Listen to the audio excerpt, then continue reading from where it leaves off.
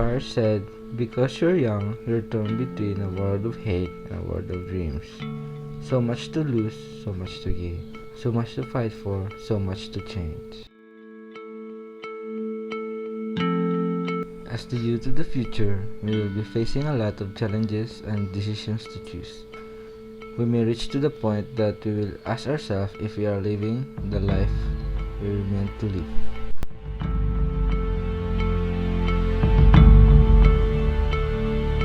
Let's ask a few people some basic questions about our topic for today.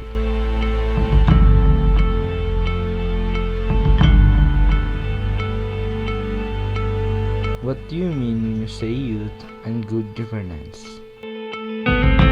Youth is the period between childhood and teenage, most likely between 15 to 24 years old. Good governance pertains to the process and institution that produces result that meets the needs of the society and its people.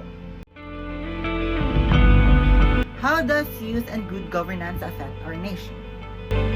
Simple. As young as we are honed by individuals that greatly affects us to learn and improve our skills, which in the long run could make us an asset to our society. An asset which could give advantage to improve the management of our government and the country's state. With that, good governance comes in. Elderly individuals hope that one day that the younger generation or the following generations would change how the government runs the society and further improve their service to the people without considering the social status of each individual to the said community. With good governance, there is equality, education for all, health insurance, and a lot of more. As long as individuals are able to feel the good governance of the said government, they would be willing to cooperate towards the changes implemented and as long as it caters the needs of the people. Why is youth connected to this topic of good governance?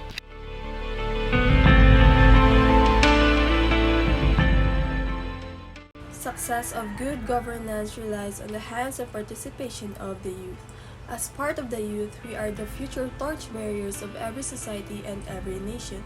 It is us who will decide on what direction and on how the society or the country is shaped. If the majority of us will be more responsible, actively participative, driven, and focused on the growth of every society or our nation, the future will be brighter, more safe, secure, and stable economy without any issues of moral turpitude or social imbalances. Otherwise, all future plans will not be in place, useless, and no proactive vision, the nation will suffer along with its citizens.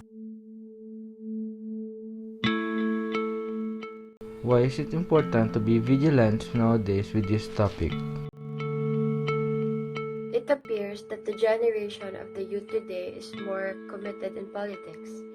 They are aware of the current events and mostly gets involved in addressing current issues. Also, most of the young people nowadays are not afraid to speak out, be heard, and have the courage towards injustice.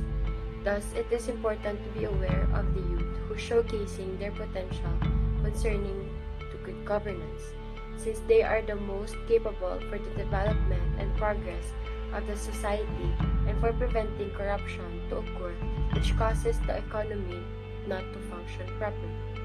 As some may say, the youth are the hope of the future. They are the ones that will soon lead the country. So having them follow in the footsteps of a good leader as they grow will result to them being wise and a potentially good leader that will influence the people, that will soon be looked upon by their followers with respect and honor in the future. And lastly, how can we, the youth, help and showcase our potentials and talents to resolve our societal problems and lead our nation to a better future? Each person has different talents and potentials that can resolve our societal problems. The youth is the backbone of any nation, and their roles are to renew and maintain the current status of our society. Some people may think that the youth are naive and they have no right to speak up their minds just because they are young. But in reality, the youth is very important. The power of the youth is a commonwealth for the entire world. The faces of young people are the faces of our past, our present, and our future. No segment in the society can match the power, idealism, enthusiasm, and the courage of the young people. We can showcase our talent by running for SK in our own barangay. By this, we can show the younger people on how to help others. Running for SK will also be a big help to prevent corruption because we know the proper ways to help our country. We can also show the adult on what will happen if we properly lead others. For example, in a simple feeding program, if you are the leader or you're the one that is organizing the event, it will be a success. The adults will see it and they will also follow the proper ways and help others. And there are many ways in which we can help our country to achieve a better future. We just need to introduce programs that will help in fighting off issues like unemployment, poor education institute, and more to help the country prosper without any hindrance. To do this, we need to create a culture that encourages the building and shaping of the country that we want by developing our own culture and value system for thinking, planning, implementation, integrity, and collaboration.